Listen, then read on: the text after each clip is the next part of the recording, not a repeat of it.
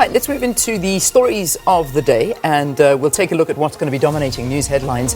And the first up is the ANC's national leadership is expected to meet with its KwaZulu-Natal leaders to discuss Andile Kumere's decision to withdraw her resignation as eThekwini mayor.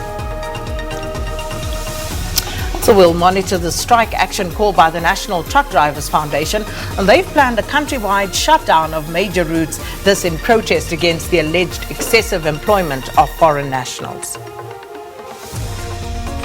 South African Telecommunications Conference to discuss the evolution of the industry. It'll also look at the state of readiness by SA operators to deal with increasing data requirements.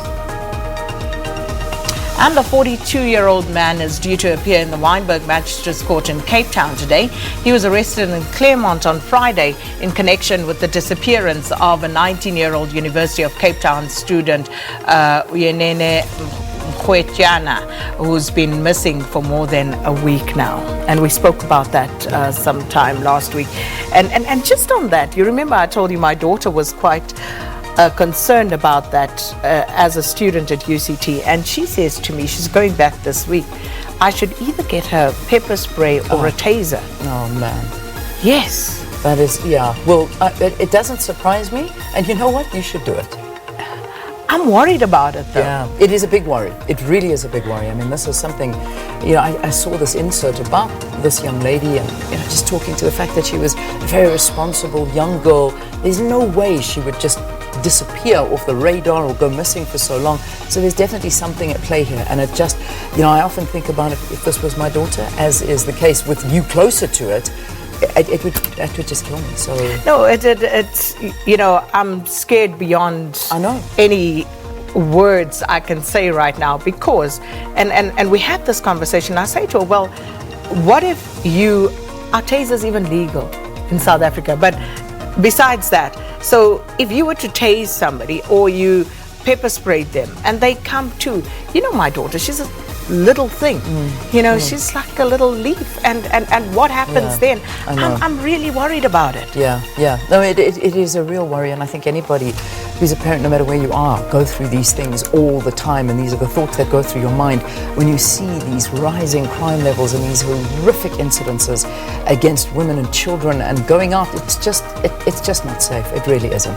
But let's sort of try and move away from that for 1 second. Let's have a look at our trending topics, because it's never a nice discussion point. It isn't. But in fact, we're not going to lighten things up anymore, because Kevin Hart's trending, and he's trending for not such a good reason. In fact, if you haven't heard this morning, the story coming out is that Kevin Hart was in a very bad car accident. It happened in California, and all that we know at this point is that he has sustained major back injuries. I mean, that is a picture of his vehicle. Apparently he wasn't driving. Someone else was driving the car at the time, and his injuries are quite bad, but the back is the big thing. And all they're saying is that that's the condition of Kevin Hart is unknown at this time, but the reality is that he has sustained major back injuries, and that is a picture which doesn't paint a very pretty pretty scene at all. Absolutely doesn't, and I suppose the details will still emerge as to what happened, how it occurred, etc. But I think the big worry right now, as you say, is for his health. And so we'll update you if there are any further updates during the time that we are on air. Right, hashtag US Open, and that of course the final Grand Slam tennis tournament of the year. What a day, what a weekend it's been. So let's start with the important things. Serena and Roger. She's through. He's through. So they're great. So we're both happy, even though we saw Serena hurting her ankle yesterday, which wasn't nice. But she's fine. She's through, so we're okay. But the lady who was just on screen, Coco Gauff, 15-year-old Coco Gauff, and she, of course, has captured the imagination since Wimbledon, since she had that good run at Wimbledon, and she's continued that run at the US Open. And of course, she lost the night before against world number 1 Naomi Osaka, who is, of course, the defending champion here at the US Open. So that trended for various reasons. Firstly, just the wonderful person just not a player, but person that Naomi Osaka is, she's so and lovely. sharing that moment of victory with Coco Gauff, who obviously was a bit emotional and overcome. You know, at 15, she still got a lot to learn, but it was a beautiful moment when she did that by exit interview with Naomi. her. So she told her at the net, I want you to do this exit interview with me. The crowd went mad. And you know one thing, I do in a way feel sorry for Naomi Osaka. Every time she's on that US Open court, she has to deal with the emotions of Americans. So I kind of thought the same thing. How she lost to, how she beat Serena and the whole issue that happened last year. I mean, that was a moment that'll go down in history with the score being deducted, and then she had to accept that she was crying, the crowd was booing, everyone was going mad, it was terrible.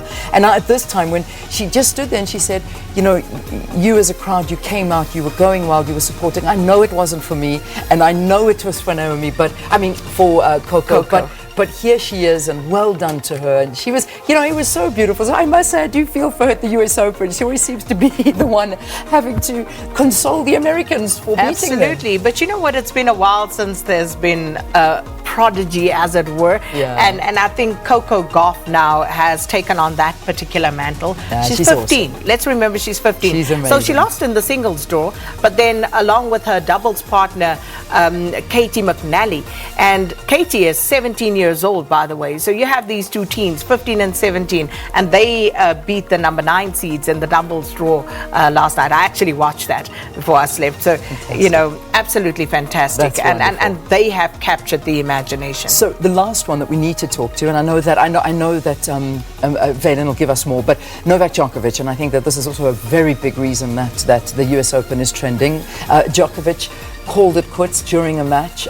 He was playing, don't be ugly, Stan Wawrinka. I can see you doing like a fist punch over there. But yeah, so he just said that his shoulder was giving him too much. And the funny thing was, again, the US audience booed him for not following it through to the end of the match. So, shame. But nonetheless, he was in why should he do more damage than there already is? That, but you know, I think is what people are talking to as well. Stan the man generally tends to get better as the tournament progresses. So the deeper he goes into a tournament, the better he gets.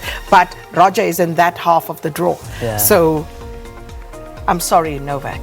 But yeah. We're happy you're gone. Okay. All right.